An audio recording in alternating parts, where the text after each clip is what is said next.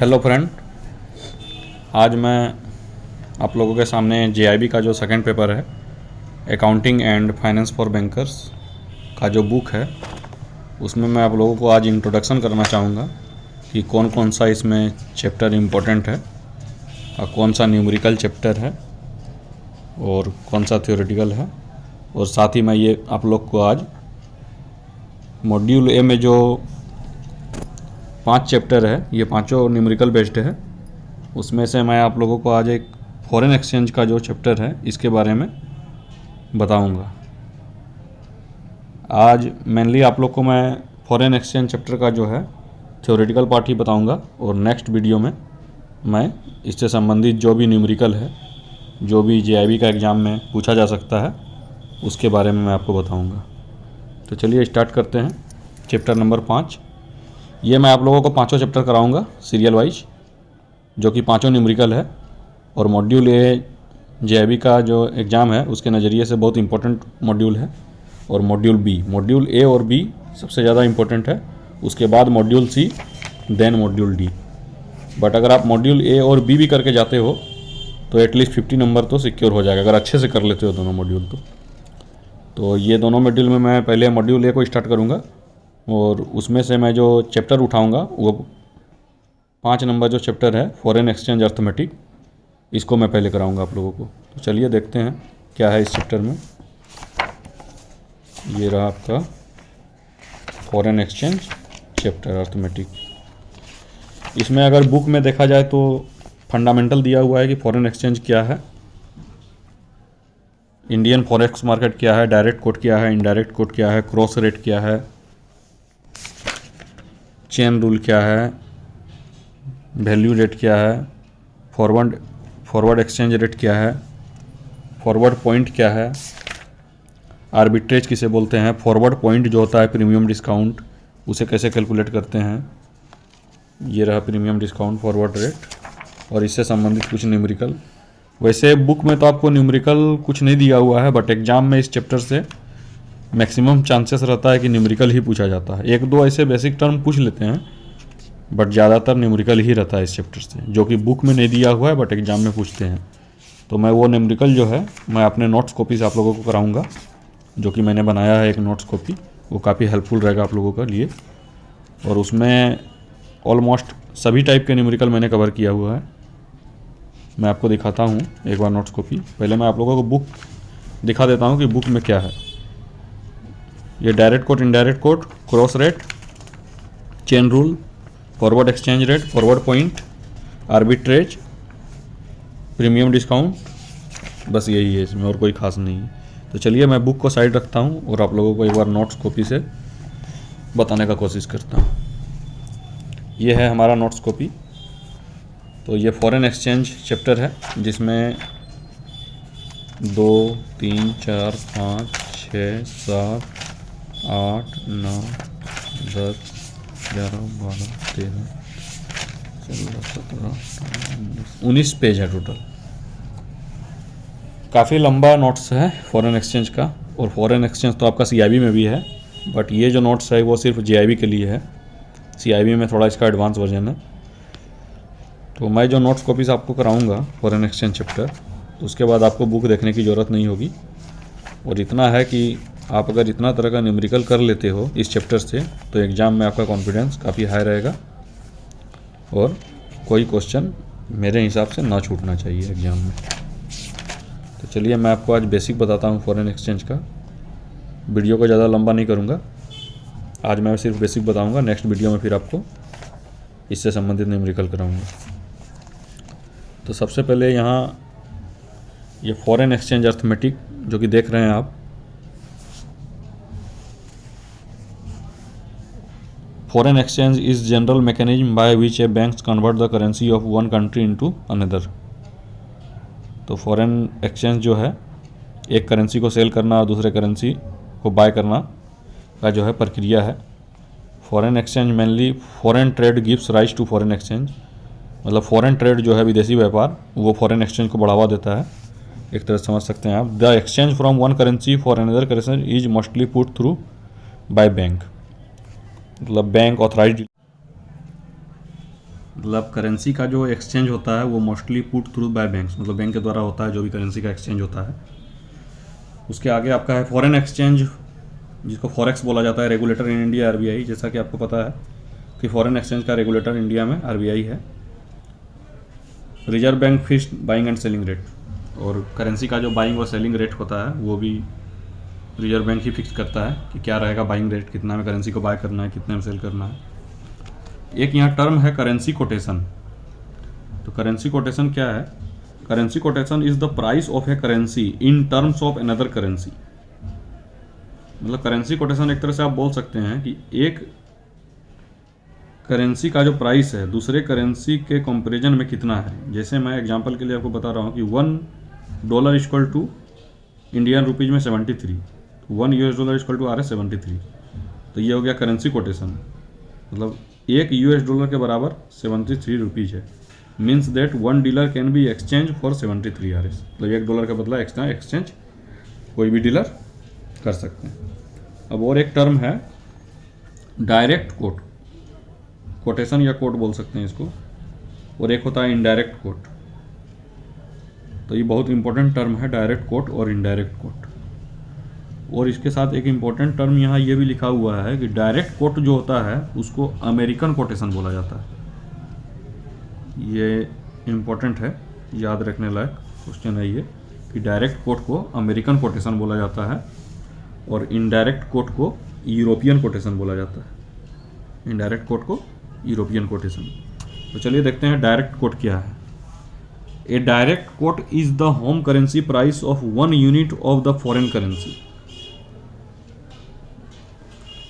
$1 equal to 73, तो direct quote equal to 1 by indirect quote. जैसे direct quote आप समझ सकते हैं इस तरह कि $1 इक्वल टू 73 रुपीज़, मतलब $1 कितना रुपीज़ के बराबर है, तो ये हो गया डायरेक्ट कोट। और यही अगर बोला जाए कि $1 कितने डॉलर के बराबर है, तो ये इनडायरेक्ट कोट होगा। मतलब फॉरेन करेंसी का जो है डायरेक्ट कोट में यूनिट रहेगा। फॉरेन करेंसी जैसे $, यहाँ फॉरेन करेंसी है तो इसका यूनिट रहेगा $1 इक्वल टू कितना होम करेंसी का होगा, कितने रुपीज़, तो इसे बोला जाएगा डायरेक्ट कोट। मतलब फॉरेन करेंसी जो भी रहेगा वो यूनिट में रहेगा, इंडियन रुपीज़ कितने बराबर होगा उसका, ये होता है डायरेक्ट कोट। और इनडायरेक्ट कोट में, indirect coat is the foreign currency price of 1 unit of home currency. मतलब 1 unit of home currency, indirect coat में ₹1 रहेगा, ₹1 इक्वल टू कितना डॉलर, ये हो गया इनडायरेक्ट कोट। तो इनडायरेक्ट कोट में हमेशा होम करेंसी यूनिट में रहता है और डायरेक्ट कोट में फॉरेन करेंसी यूनिट में रहता है। जैसे ₹1 इक्वल टू $0.0136, इसे आप बोल सकते हैं 1/73। मतलब indirect quote equal to 1 by direct quote. और एक इंपॉर्टेंट पॉइंट है कि direct and indirect quotes are reciprocals of each other. Direct और इनडायरेक्ट कोट हमेशा एक दूसरे के रेसिप्रोकल रहते हैं। तो इस पेज में यही था इम्पोर्टेंट। हम देखते हैं नेक्स्ट पेज की ओर। उसके बाद है आपका 1 वे कोटेशन। ये सारा इंपॉर्टेंट पॉइंट है, बुक में आपको हो सके ये सारा ना मिले, बट यहाँ मैं सारा पॉइंट को कवर किया हूँ। 1 वे कोटेशन, 1 वे कोटेशन बोल सकते हैं एक तरह से आप 1 वे कोटेशन में कि डीलर जो बैंक होते हैं, ऑथराइज डीलर जो होते हैं, वो जितने में बाय करेंगे करेंसी को उतना में ही सेल करेंगे। ये हो गया 1 वे कोटेशन। 1 वे कोटेशन मतलब buying rate equal to selling rate होता है। देखते हैं बिड रेट। और एक इंपॉर्टेंट पॉइंट यहाँ याद रखना है आप लोगों को कि बाइंग रेट को बिड रेट बोला जाता है और सेलिंग रेट को आस्क रेट बोला जाता है और ऑफर रेट भी बोला जाता है। सेलिंग रेट को आस्क रेट और ऑफर रेट बोला जाता है और बाइंग रेट को बिड रेट बोला जाता है। तो 1 वे कोटेशन में हमेशा bid rate equal to ask rate होता है, मतलब buying rate equal to selling rate होता है, bid rate equal to ask rate. $1 equal to ₹73, 1 way quotation. Bid rate बोलता है किसको, देखिए यहाँ लिखा हुआ है, rate at which dealer bank by foreign currency. मतलब बैंक जो है जिस रेट में करेंसी को बाय करते हैं उसे बिड रेट बोलते हैं, और जिस रेट में सेल करते हैं, तो ये आपका वन वे कोटेशन हो गया। अब चलिए देखते हैं टू वे कोटेशन क्या है। टू वे कोटेशन में, वन वे कोटेशन में आपका था ना कि बिड रेट और आस्क रेट हमेशा बराबर होगा, मतलब buying rate equal to selling rate, जितना में बैंक खरीदेगा उतने में करेंसी को बेचेगा, वो हो गया वन वे कोटेशन। और टू वे कोटेशन में करेंसी को हमेशा अधिक में बेचेगा। जनरल बिजनेस में भी आप देखेंगे कि किसी भी सामान को अगर खरीदा जाता है तो वो सस्ते में खरीदा जाता है और बेचा जाता है तो उसे महंगे में बेचा जाता है। वही कॉन्सेप्ट यहाँ भी है टू वे कोटेशन में, मतलब बैंक करेंसी को कम रेट में बाय करेंगे और ज़्यादा रेट में सेल करेंगे, तो वो हो गया two way quotation. When bid rate and ask rate are different, different का मतलब हो गया कि आस्क रेट ज़्यादा होगा, बिड रेट कम होगा, मतलब सेलिंग रेट हमेशा बाइंग रेट से ज़्यादा होगा। देखिए यहाँ से हम बोल रहे हैं bid rate less than ask, bid rate is always at lower rate than ask rate. वही चीज़ फिर से बोला गया है कि बाइंग रेट हमेशा कम होगा सेलिंग रेट से। Example, $1 equal to 73.104/07, two way quotation का एग्जाम्पल। चलिए मैं आपको पहले यहाँ पर समझाता हूँ इसका मतलब। यहाँ जैसे लिखा हुआ है $1 इक्वल टू 1.7305, चलिए मैं आपको समझाता हूँ। तो इसको आप ऐसे लिख सकते हो कि 1.7304 और एक लिख सकते हो आप 1.7305। ये ऑब्लिक का मतलब है कि ये पॉइंट के बाद के अंक को रिप्लेस करता है, ये 0504। यहाँ तो खैर ऐसे लिखा हुआ है, एक मिनट में आपको समझाता हूँ। अगर ऐसा लिख दिया जाए तो इसका मतलब हुआ कि 7304 और 7305, ये दो रिप्लेस करेगा, दो 05 रिप्लेस करेगा 04 को। तो चलिए ये हो गया बाइंग रेट, आगे वाला हमेशा बाइंग रेट होता है और ये जो पीछे का पॉइंट है ये हमेशा सेलिंग रेट होता है। चलिए मैं आपको यहाँ पर दिखाता हूँ। $1 इक्वल टू 73.104/07, तो ये 07 रिप्लेस करेगा 04 को, तो बिड रेट इक्वल टू हो गया 73.104 और सेलिंग रेट हो गया 73.107। ये 1 और ये 04 को रिप्लेस करेगा 07 से। तो आगे वाला जब भी होता है हमेशा वो बाइंग रेट होता है और लास्ट वाला होता है सेलिंग रेट होता है। यहाँ सेलिंग रेट देखिए बाइंग रेट से ज़्यादा है, मतलब 73.107 में $1 को बैंक खरीदेगा और जब बाइंग का समय आएगा तो 104 में बेचेगा। तो इसमें मैं आपको बताता हूँ कि दोनों में क्या डिफरेंस है। 73.107, 73.104, अब इस दोनों का जो डिफरेंस है 003, ये हो गया बैंक का प्रॉफिट, मतलब बैंक इतने में सेल किया करेंसी को और इतने में बाय किया। तो ये जो प्रॉफिट है बैंक का इस फॉरेन एक्सचेंज का जो यहाँ सौदा हुआ है, इसमें जो ये प्रॉफिट है बैंक का, इसको स्प्रेड बोलते हैं। बैंक का स्प्रेड, ये इंपॉर्टेंट पॉइंट है, बैंक का स्प्रेड बोलते हैं ये जो प्रॉफिट निकला है।